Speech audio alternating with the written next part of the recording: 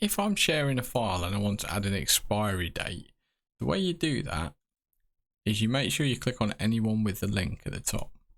So if you use this method to share the file, you get this option, look, for an expiry date. So I can choose any date within a window. What am I now? August. I've got like 2 months that I can choose to add it.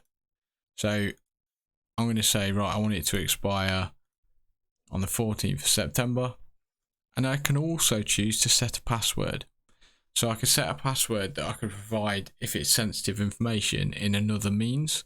So I could both give it an expiry date and set a password.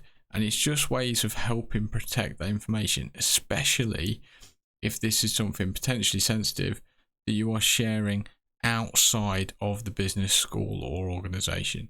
You might want to consider adding an expiry date and a password, because once the expiry date's run out, the link will no longer work to get to that document.